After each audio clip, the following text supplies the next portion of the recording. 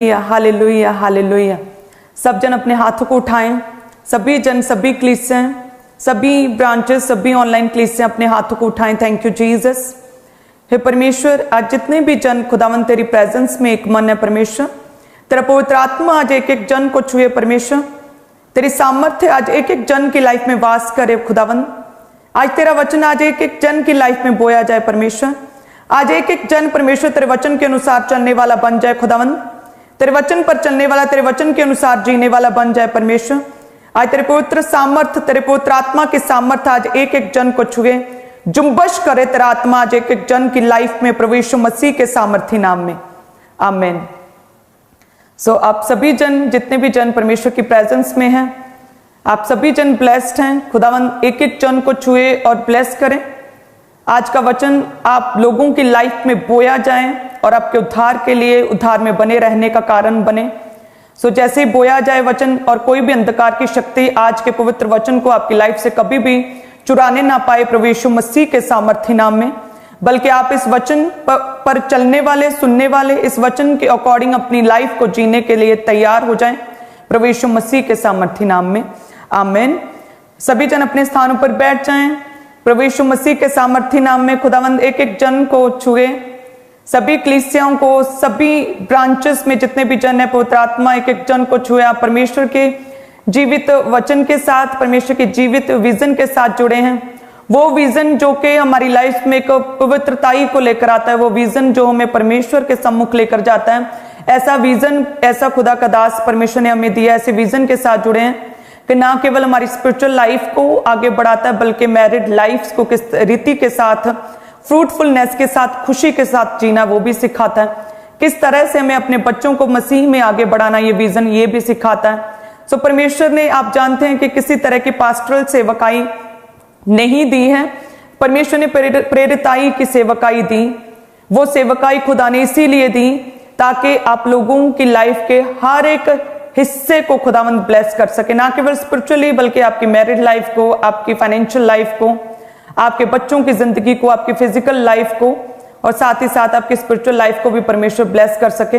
सो इसीलिए परमेश्वर ने ये विजन, ये सेवकाई, प्रेरिताई की सेवकाई आपको दी कि आप हर एक दिशा में, चारों दिशाओं से आप ब्लेस हो सकें। हालेलुया। सभी ब्रांचेस को मैं देखना चाहती हूँ कि खुदावंद आप लोगों को छू रहा है, ब्लेस कर रहा है, लगातार ग्रो कर रही हैं भेड़ें। और क्योंकि जैसे प्रभु के दास बोलते हैं ना कि अगर कोई कलीसिया में स्वस्थ भेड़ें हैं तो ही वो बच्चे जन्मती हैं। सो जितनी भी यहाँ पर कलीसियाएं हैं फॉरेन ब्रांचेस में, लगातार परमेश्वर की जो खुराक को, आत्मिक खुराक को, परमेश्वर के स्ट्रॉन्ग वचन को लगातार सुनते हैं, और वो ये कलीसियाएं भेड़ों के रूप में तंदुरुस्त और स्ट्रॉन्ग हैं और आगे की आगे जो है वो बढ़ती जा रही हैं। सो ये एक बरकत की बात है, ये एक खुशी की बात, आनंद की बात है। तारीफ करे सभी फॉरेन कलीसियाओं के लिए, सभी ऑनलाइन कलीसियाओं के लिए भी, कि खुदावंद आपको बढ़ा रहा है, आत्मा में बढ़ा रहा है, सभी दिशाओं में बढ़ा रहा है। हालेलुया। सो मेरा विश्वास है खुदावंद इसी रीति से आपको बढ़ाता जाए, आप परमेश्वर में आगे बढ़ते जाएं। हालेलुया। सो आइए हम वचन में चलते हैं। एक दूसरे को बोलो कि पाप की मजदूरी मौत है। सभी जन एक दूसरे को, अपने पड़ोसी से बोले कि पाप की मजदूरी मौत है। जब हम वचन में पढ़ते हैं रोमियो 6 उसकी 23 में लिखा, क्योंकि पाप की मजदूरी तो मृत्यु है, परंतु परमेश्वर का वरदान हमारे प्रभु मसीह यीशु में अनंत जीवन है। वचन कहता है कि पाप की मजदूरी मृत्यु है। सो जिस रीति से हम कोई जॉब करते हैं, काम करते हैं, तो जैसे हम ऑस्ट्रेलिया में गए तो वहां पर उन्होंने बोला कि आवरली घंटे के हिसाब से हमें तनख्वाह मिलती है। अमेरिका में 15 रुपए है, कहीं पर 16 रुपए, कहीं पर 20 रुपए। तो वो बोल रहे थे ऑस्ट्रेलिया वाले कि यहाँ पर बहुत अच्छी मजदूरी मिलती है, एक घंटे का, प्रति घंटा वो बोल रहे थे 25 रुपए जो वेजेस है, जो कि बाकी देशों से कहीं अधिक है। और जैसे इंडिया में बात करें, अगर लेबर की बात करें तो सुबह से शाम तक लोग दिहाड़ी करते हैं और शाम को 450-500 रुपया लेबर मजदूरी मिलता है। और कई ऐसे भी काम है जो हम करते हैं और मंथली सैलरी हमें मिलता है। कुछ ऐसे काम है जो क्वार्टरली 3 महीने बाद सैलरी मिलता है। कुछ ऐसी बड़ी कंपनियां हैं और जो लगा 10 या 12 लाख का एक बड़ा स्ट्रॉन्ग पैकेज देती हैं और साल बाद रिलीज करती हैं। सो जिस रीति से हम अब पढ़ लिख कर जब जॉब्स करते हैं उसमें हमें मजदूरी मिलती है, जिस रीति से हम प्रभु के काम करते, सेवा करते हैं और परमेश्वर आदर, इज्जत और जलाल के रूप में हमें परमेश्वर मजदूरी देता है, जब हम प्रेयर्स करते हैं तो परमेश्वर उन प्रार्थनाओं के उत्तर टेस्टिमनीज के रूप में हमें मजदूरी देता है। सो उसी रीति से वचन कहता है कि पाप की मजदूरी तो मृत्यु है, परंतु जो परमेश्वर का वरदान हमारे प्रभु यीशु मसीह में अनंत जीवन है। पाप की मजदूरी तो मृत्यु है। सो यदि हम परमेश्वर के वचन में देखें कि हन्ना और सफीरा जब परमेश्वर के निकट गए प्रेरित पतरस के पास, उन्होंने डिसाइड किया था कलीसिया कि हम परमेश्वर के भवन के लिए एक भूमि का एक टुकड़ा हम बेचकर वो पैसा हम परमेश्वर को प्रभु के कामों के लिए दे देंगे। लेकिन वचन कहता है कि उन्होंने कमिटमेंट की। सो यदि तो आप वाचा बांधो परमेश्वर के साथ, तो जरूरी है कि उस कमिटमेंट को, उस वाचा को पूरा करो। अगर वाचा पूरी नहीं कर सकते, अपने प्रॉमिस परमेश्वर के प्रति वायदों को पूरा नहीं कर सकते, तो अच्छा यही है कि चुप रहो। हन्ना और सफीरा ने बोला कि हम अपनी भूमि की जो उपज है ना, भूमि को बेचकर, जमीन को, प्रॉपर्टी को बेचकर जितना पैसा मिलेगा ना, हम प्रभु के कामों के लिए, प्रेरिताई की सेवकाई के लिए प्रेरित पौलुस पतरस के पांव पर रख देंगे। और लिखा है कि जैसे ही उन्होंने जमीन को अपनी को बेचा, वचन कहता है कि उन्होंने पैसा देखा तो एकदम से लालच आ गया। अपना उन्होंने आइडिया चेंज कर लिया कि नहीं, थोड़ा सा रख लेते हैं और बाकी दे देते हैं, कौन सा पता चलेगा। और वचन कहता है कि जैसे वो पतरस के पांव पर उन्होंने रखा पैसा और उसने पूछा कि क्या इतना ही था, तो वो कहते हैं हाँ बस यही था जो आपको दिया। सो परमेश्वर तो सब कुछ जानता है। अगर हम परमेश्वर के वचन में देखें, नीति वचन 28 उसकी 13 में क्या लिखा है, उसमें लिखा कि जो अपने अपराध छिपा रखता है उसका कार्य सफल नहीं होता, परंतु जो उनको मान लेता है और छोड़ भी देता है उस पर दया की जाएगी। कि जो अपने अपराध छिपा रखता है उसका कार्य सफल नहीं होता। सो पतरस ने जैसे ही हन्ना और सफीरा को पूछा कि क्या इतना ही था, क्या एक भूमि को बेचकर इतना ही पैसा मिला, तो वो कहते कि हाँ प्रभु इतना ही मिला। तो परमेश्वर तो आपके दिलों को जांचने वाला परमेश्वर है, आपके दिल में क्या चलता है प्रभु को तो सब कुछ पता है। तो पतरस ने बोला कि क्या ये पैसा तुम लोगों का नहीं था जब तुम लोगों के पास था? तो क्या परमेश्वर को तुम्हारा पैसा चाहिए या तुम्हारा शुद्ध विवेक? और लिखा है कि वो लोग उसी दिन ही मर गए। उन लोगों ने उसी दिन पाप किया, उन्होंने पैसे की चोरी की, प्रभु के पैसे को चुराया, उन्होंने वायदे को तोड़ा, परमेश्वर के दास के सामने झूठ बोला। और लिखा है कि सुबह पाप किया और शाम तक उन्हें उनकी मजदूरी मिल गई। दोनों वहीं पर पतरस के पांव पर गिरकर मर गए। और यदि हम बात करें शिमशोन की, सैमसन की, जो कि गलत रीति के साथ उसे परमेश्वर ने चुना, अमेजिंगली ब्लेस किया, स्ट्रेंथ दी, पावर दी, परमेश्वर के बड़े कार्यों को करने के लिए परमेश्वर ने उसे चुना था, लेकिन वो भटक गया अपनी बुलाहट से, कॉलिंग से, वचन कहता है। और वो लड़कियों के साथ गलत करने लगा, लड़कियों के साथ सोने लगा, व्यभिचार में चला गया। और लेकिन फिर भी उसकी लाइफ से वचन कहता है कि सामर्थ्य बहती थी, फिर भी उसमें इतनी पावर थी कि कोई भी उसका बाल तक बांका नहीं कर सकता था, कोई भी उसे छू नहीं सकता था, इतनी पावर थी। वो व्यभिचार में था लेकिन फिर भी सामर्थ्य बहती थी। और तो ऐसे व्यक्ति को हम देखकर कोई बंदा अगर ये कहे कि अरे ये भी तो पाप में था, ये भी तो व्यभिचार में था, और ले देखो सामर्थ्य बहती है उसमें से, कोई उसे छू तक नहीं सकता, इतनी सामर्थ्य है, इतना बड़ा आशीर्वादित है वो, इतनी बरकतें उसकी लाइफ में, तो मैं भी पाप करूं। तो पहले उसका एंड देख लो कि किस रीति से वचन कहता है कि किसी की मजदूरी एक ही दिन में मिल जाती, किसी के 1 महीने बाद, किसी के साल बाद, किसी की कुछ सालों के बाद। और वचन कहता है कि शिमशोन जो कि पाप में था, व्यभिचार में था, सामर्थ्य भले ही एक समय पर बहती थी, लेकिन अंत में क्या हुआ, उसकी आंखें फोड़ दी गई।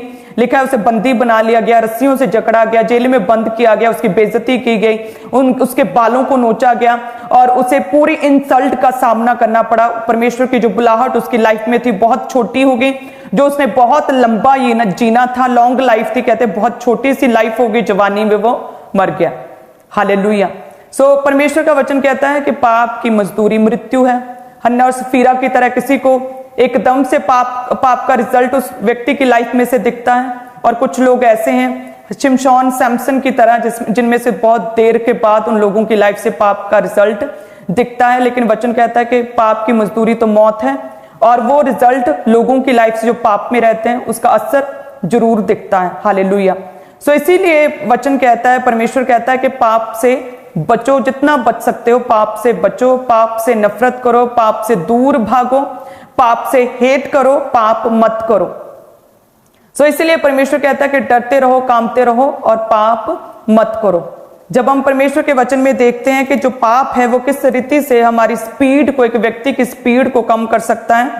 सो हम पढ़ेंगे निर्गमन 32 उसकी 12 को कि किस रीति से पाप जो है कि व्यक्ति की स्पीड को कम कर देता है। जब लिखा है कि मिस्री लोग ये क्यों कहने पाए कि वह उनको बुरे अभिप्राय से अर्थात पहाड़ों में घात करके धरती पर से मिटा डालने की मनसा से निकाल ले गया। तो अपने भड़के हुए कोप को शांत कर अपनी प्रजा को ऐसी हानि पहुंचाने से फिर जा। सो वचन कहता है कि यहाँ पर जो थे लोग थे, मिस्री लोग थे, उन्होंने जब देखा कि जो इजरायली लोगों को परमेश्वर ने चुना था कनान देश पहुंचाने के लिए, परमेश्वर ने उनकी लाइफ में एक स्पेशल विजन था, स्पेशल पर्पस था कि उन लोगों को वायदों के स्थान तक, शहद और दूध की नदियां जहां पर बहती उस स्थान तक उन्हें पहुंचाना था, लेकिन नहीं पहुंचा पाए। और वो कहते हैं कि देखो इनका परमेश्वर इन्हें उस स्थान पर नहीं पहुंचा पाया बल्कि जंगल में ही उन्हें छोड़ दिया। सो लेकिन यहां पर क्लीसो गलती किसकी थी? गलती परमेश्वर की नहीं थी, गलती इजराइलियों की थी, गलती बिलीवर्स की थी कि जो बार बार अलग अलग तरह के पाप में फंस रहे थे। और जिसकी वजह से पापों में फंसने की वजह से कुछ दिनों का, कुछ कहते हैं 4 दिनों का, कुछ कहते हैं 40 दिनों का, कुछ दिनों का सफर था और वो 40 वर्ष लग गए। लिखा कि वो जंगल में भटकते रहे, जंगलों में फालतू के संघर्ष, स्ट्रगल में उनकी लाइफ जो है वो टोटली वेस्ट होती रही। सो जो पाप है वो स्पीड को खत्म करता है। परमेश्वर ने उनके लिए कनान सोचा था, लेकिन जो लोग मिस्र से निकले, परमेश्वर कहता है उनमें से केवल 2 ही लोग जो है अपने वायदों के स्थान कनान तक पहुंच पाए। बाकी सारे के सारे लाखों लोग जो थे, जो मिस्र से निकले, वो सारे के सारे जंगल में मर गए क्योंकि अलग अलग तरह के पाप में फंसे हुए थे। पाप एक व्यक्ति की जो स्पीड को खत्म कर देता है, पाप परमेश्वर की योजनाओं को एक व्यक्ति की लाइफ में पूरा होने नहीं देता। पाप है जो कि हमारी जो मेहनत है, हमारी प्रार्थनाओं को वेस्ट करता है। पाप के कारण प्रार्थनाएं भी सुनी नहीं जाती। पाप के कारण ही लोग हैं जो उनकी स्पीड कम हो जाती है, उनकी टेस्टिमनीज तक वो समय पर पहुंच नहीं पाते। सो इसीलिए परमेश्वर कहता है कि पवित्र बन जैसे कि तुम्हारा बुलाने वाला पवित्र है। यदि तू पवित्रता में होगा तो परमेश्वर की बड़ी अनोखी बातों को तू जानेगा। परमेश्वर ने अब्राहम से भी कहा था कि सिद्ध हो, ताकि जो बरकतें, जो आशीषें मैंने तुम्हारे लिए रखी हैं उन्हें मैं तुम्हारी लाइफ में पूरा कर सकूं। परफेक्ट हो जा, पाप से दूर हो जा, पूरी तरह से हर तरह की कमी को अपनी लाइफ से दूर कर दे। लेकिन अगर हम देखें तो आजकल के लोगों के पास बड़े बहाने हैं। लोग कहते हैं कि अरे मैं तो जस्ट ड्रिंक करता हूं, छोटा सा एक पैग रोज लगाता हूं, बस मैं तो बाहर भी नहीं जाता, किसी के साथ नहीं, बस घर में बैठकर एक पैग लगाता हूं बस। किसी को कोई कुछ नहीं कहता, वाइफ को, बच्चों से को किसी से लड़ाई झगड़ा नहीं करता, किसी को कोई मेरे से तकलीफ नहीं है, लोगों के साथ नहीं पीता, बाहर नहीं पीता, सिर्फ अंदर बैठकर जस्ट मन को शांत करने के लिए, रिलैक्स करने के लिए मैं एक पैग लगाता हूं। सो यदि मन को रिलैक्स करना है, मन को शांत करना है, इतना ही आपके लिए जरूरी है, तो आप क्यों नहीं अपने बच्चों के साथ टाइम स्पेंड करें। आप अपने बच्चों को लेकर बाहर कहीं चले जाएं, आप लॉन्ग ड्राइव पे चले जाएं रोज शाम को, आप बाइबल पढ़ें, आप बहुत रिलैक्स फील करेंगे, आप वर्शिप सॉन्ग्स को सुनेंगे, आप बहुत रिलैक्स फील करेंगे। अब आप फैमिली टाइम स्पेंड कर सकते हैं, आप किसी के घर जाकर वचन दे सकते हैं, आप सैर करने जा सकते हैं, आप खुली हवा में बैठ सकते हैं, आप पौधों को पानी दे सकते हैं, आप गार्डनिंग कर सकते हैं, आप एक्सरसाइज कर सकते हैं। बहुत तरह के काम है जिसके द्वारा आप अपने माइंड को, अपनी बॉडी को रिलैक्स कर सकते हैं। लेकिन शैतान जो है वो हमेशा ऐसी चीजों में लोगों को डालता है जिसके कारण कि उनकी लाइफ में पाप आ जाए। और जब पाप ही है जो जब किसी व्यक्ति की लाइफ में आता है तो लाइफ को पूरी तरह से खराब कर देता है, फिर प्रार्थनाएं भी काम में नहीं आती। हालेलुया। और इसीलिए परमेश्वर कहता है पाप से बचो, क्योंकि पाप जो है लोगों की लाइफ से स्पीड को कम कर देता है। इजरायली गए निकले तो थे बड़ी शानो शौकत के साथ कनान तक पहुंचने के लिए, लेकिन अलग अलग तरह के पाप, कि कभी सोने का बछड़ा बना लिया, कभी परमेश्वर को छोड़ किसी अन्य की उपासना की, कभी प्रभु के दास मूसा के खिलाफ बोले, उसके विरुद्ध हो गए, कभी कुछ किया, कभी चोरी किया, कान ने प्रभु की जो ऑफरिंग्स थी उसमें से कुछ चुरा लिया, छुपा लिया, कभी कुछ कर लिया। सो इस रीति से उन्होंने तरह तरह के पाप किए और उनकी जो स्पीड थी टेस्टिमनी तक पहुंचने की, अपने कनान तक, अपनी मंजिल तक पहुंचने की स्पीड पाप की वजह से कम हो गई। हालेलुया। लेकिन आप याद रखें कि यदि आप लोगों की लाइफ में पवित्रता आई है तो वो एक ऐसा बाड़ा है जिसे शैतान तोड़ नहीं सकता। शैतान हर तरह के बाड़ा को, हर चीज को तोड़ सकता है आपकी लाइफ में, लेकिन यदि होलीनेस है, यदि पवित्रता है, एक ऐसी पावर है जिसे वो तोड़ नहीं सकता। इसीलिए वो बार बार ऐसी चीजों में आपको डालने का प्रयत्न करता है, जिसमें से कि आप निकले, आप पाप में पड़े और आपकी लाइफ में से पवित्रता दूर हो, बाड़ा टूटे, ताकि वो अटैक कर सके। क्योंकि जब आप मसीह में आते हैं, आप बचाए गए हैं, अपने प्रभु को ग्रहण किया, उद्धारकर्ता ग्रहण किया, लेकिन उसके बाद फिर जब आप एक तरह के पाप में फंसते हैं, किसी भी तरह के, चाहे वो व्यभिचार हो, चाहे प्रभु के दासों के विरुद्ध बोलना हो, चाहे प्रेयर्स की कमी हो, चाहे नशा हो, किसी भी तरह का, चाहे रिश्वतखोरी हो, चाहे चोरियां हो, किसी भी तरह का व्यभिचार हो, जब ऐसे कामों में जो परमेश्वर ने करने से मना किया, जब ऐसे चीजों में, गलत चीजों में आप पड़ते हैं, तो फिर से जहां से परमेश्वर ने, आप जिन चीजों से, जिन पाप से, जिन बीमारियों से, स्ट्रगल से परमेश्वर ने आपको निकाला, शैतान उसी स्ट्रगल में, उसी बुरे पास्ट में, उसी शर्मिंदगी में फिर से वापस लेकर जाता है। हालेलुया। यदि हम परमेश्वर के वचन में पढ़े तो किस रीति से खुदावन जो है आपको छूता है, लेकिन जो शैतान है फिर से पास्ट में लेकर जाता है। जब देखते दूसरा शमूएल 15 उसकी 30 में क्या लिखा कि तब दाऊद जैतून के पहाड़ की चढ़ाई पर सिर ढांके नंगे पांव रोता हुआ चढ़ने लगा, और जितने लोग उसके संग थे वे भी सिर ढांके रोते हुए चढ़ गए। सो वचन कहता है कि जब दाऊद को खबर मिली कि उसका बेटा जो है अबशालोम उसके विरुद्ध हो गया और वो स्वयं राजा बनना चाहता है और दाऊद को मारना चाहता है, तो लिखा है कि वचन में कि दाऊद जैतून के पहाड़ की चढ़ाई पर नंगे पांव सिर ढांके रोते हुए जो है चढ़ने लगा। और ये तो हमने दाऊद की लाइफ में बहुत पहले ये सिचुएशन देखी थी, जब शाऊल दाऊद के पीछे पड़ा था। वचन कहता कि जब परमेश्वर ने शाऊल की बजाय दाऊद को चुन लिया, तो शाऊल किस रीति से मारने के लिए, उसे घात करने के लिए दाऊद के पीछे पड़ा था, और दाऊद बचने के लिए जंगलों में था, जंगलों गुफाओं में छिपा फिरता था, नंगे पांव रोता हुआ, और परमेश्वर से प्रेयर करता कि मैंने क्या बिगाड़ा है शाऊल का, मैंने क्या बुरा किया कि मेरे साथ ये हो रहा है।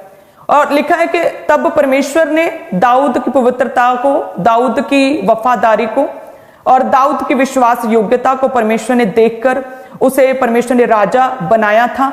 शाऊल के ऊपर विजय एक तरह से परमेश्वर ने दाऊद को दिलाई थी, बड़ी टेस्टमनी दी थी, और दाऊद राजा बना था। और लिखा है कि जब फिर दाऊद ने सब कुछ पा लिया, ब्लेस्ड था अपनी लाइफ में, पूरी तरह सारी बरकतें उसके पास थी, वो राजा था, किंग था, कोई शत्रु नहीं था उसके सामना कर सकता, पूरी तरह से अपनी लाइफ में पूरी तरह से प्रफुल्ल था, फ्रूटफुल था। और लिखा है कि फिर उसने किया क्या, पाप किया।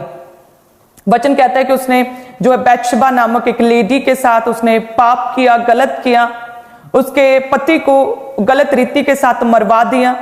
और वचन कहता है कि जैसे ही उसने पाप किया, उसने माफी तो मांगी, लेकिन उसका असर परमेश्वर कहता है तेरी लाइफ में बना रहेगा, तेरे घराने पर तलवार चलेगी। और तब लिखा है कि अबशालोम का जो मन बदला, उसका सिर घूमा, और कहता है कि वह राजा दाऊद अपने पिता के विरुद्ध हुआ और उसे मारने के लिए उसके पीछे पड़ गया। और लिखा है कि फिर पाप की वजह से फिर से वही उसकी लाइफ में कंडीशन आ गई। वचन कहता है कि फिर से वही कंडीशन, और वचन कहते हैं कि तब दाऊद जैतून के पहाड़ की चढ़ाई पर सिर ढांके नंगे पांव रोता हुआ चढ़ने लगा, और जितने लोग उसके संग थे वे भी सिर ढांके रोते हुए चढ़ गए। कि जब एक बार उसने पाप किया और फिर से वही सारी प्रॉब्लम्स, फिर से पास्ट वही संघर्ष, वही प्रॉब्लम्स, सब कुछ वही उसकी लाइफ में आ गया। और परमेश्वर कहता है कि जब एक व्यक्ति पाप करता है तो वो पुराने पास्ट में पुरानी चीजें उसकी लाइफ में आ जाती है, फिर से वही संघर्ष, फिर से वही बीमारियां, फिर से वही प्रॉब्लम्स उसकी लाइफ में आ जाती हैं। सो पाप क्या, पाप जड़ है हर तरह के संघर्ष की, हर तरह की बीमारी की। पाप जड़ है हर तरह की फेलियर की, शर्मिंदगी की जड़ है। और इसीलिए परमेश्वर कहता है कि पाप मत करो, पाप से नफरत करो, पाप की मजदूरी परमेश्वर कहता मौत है। क्योंकि वचन कहता है कि परमेश्वर जो है अच्छा पे बैक करने वाला परमेश्वर है, प्रभु अच्छी मजदूरी देने वाला परमेश्वर है। प्रभु किसी की मजदूरी नहीं रखता। प्रभु कहता है कि यदि मैं तुम लोगों की सालों की 10-10 साल पुरानी प्रार्थनाओं को मैं स्मरण रखता हूं, उन 10-10 साल पुरानी प्रार्थनाओं के उत्तर देता हूं, तो परमेश्वर कहता है जो तुमने पाप किया, चाहे वो तुमने अपने कमरे में किया, चाहे तुमने सीक्रेटली किया, चाहे तुमने खुले में किया, तो परमेश्वर कहता है वो भी मुझे याद है और उसका भी मैं पूरा बदला देने की परमेश्वर कहता है मैं सामर्थ रखता हूं। सो खुदावंद कहता है कि तुम्हारी प्रेयर्स जो है इस वचन को जो है तोड़ नहीं सकती। खुदावंद कहता है कि मैंने अपने नाम से अधिक जो है महत्व अपने वचन को दिया। सो वचन यदि कहता है कि पाप की मजदूरी मौत है, तो आप और मैं कौन होते हैं जो इस वचन को जो है वो बदल सकें कि नहीं परमेश्वर हम इतने रोजे रखेंगे, पाप की जो मजदूरी मौत है, हमने पाप किया, इसका फल हमें नहीं मिलेगा। तो परमेश्वर